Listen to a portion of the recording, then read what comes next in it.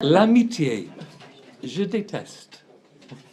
Avouons-le, l'amitié, c'est quelque chose de chiant.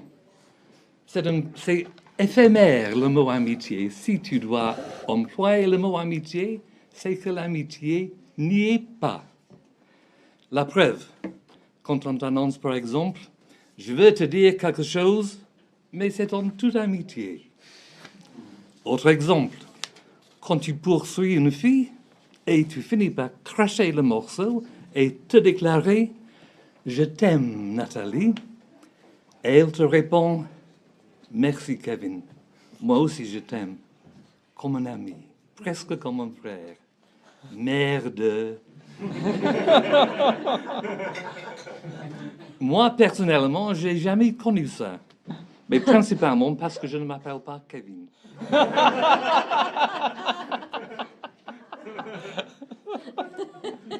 On a compris que dans ce contexte-là, l'amitié sert comme prétexte pour rejeter ta bite. C'est donc ça. Il s'y reconnaît. Sur le plan sociolinguistique, les mots amitié et Dieu ont beaucoup en commun. Je vais vous faire découvrir les choses. Ces deux mots-là, ils se baladent dans le discours de tous les jours, revêtus de beaucoup de sérieux, mais ils désignent tous les deux quelque chose qui n'existe pas.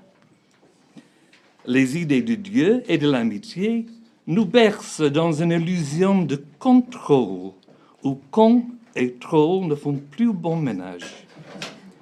Une illusion perpétuée depuis que les premières formes de vie unicellulaire se sont dit « Qu'est-ce qu'on fout là ?»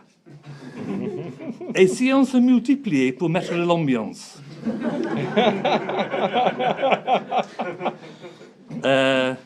On fait ça comment? On se multiplie en se divisant. C'est une évidence, n'est-ce pas? Eh oui, c'est chouette ça. Je me coupe en deux et j'ai l'ami parfait. Quelqu'un qui me ressemble, moi, totalement. Grâce à l'évolution, hélas, ça allait très vite. On a perdu l'innocence de l'unicellularité et puis sont arrivées la reproduction sexuelle pour le plaisir et Dieu pour tout gâcher.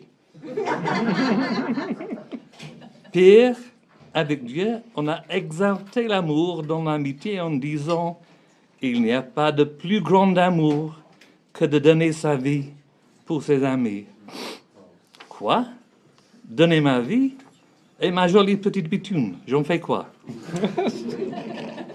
Certes, le mot amitié vient probablement de la racine amour, mais l'amour dans l'amitié ne laisse pas la place aux parties de jambes en l'air, hélas. Et ne me demandez pas comment je le sais. Vous aurez compris, il ne faut pas trop fouiller dans les profondeurs de l'étymologie. Par exemple, on peut dire l'ami de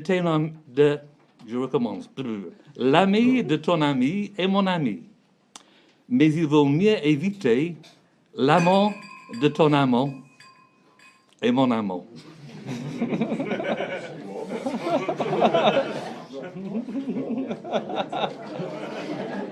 C'est sujet à débat, visiblement.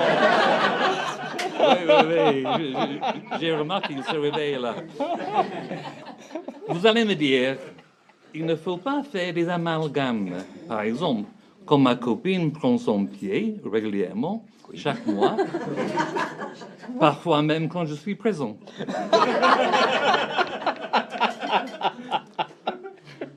Elle ne se gêne pas de se mettre à gueuler « Mon Dieu, mon Dieu !» Cela c'est courant, paraît-il. Oui, je sais qu'il y en a qui appellent leur maman au secours, mais Dieu, maman, c'est la même chose, non? Oui, mais si elle se mettait à réciter son chapelet pendant que tu passais à la vitesse supérieure, ça serait là des bandades, non? Si je peux le dire ainsi, et je peux.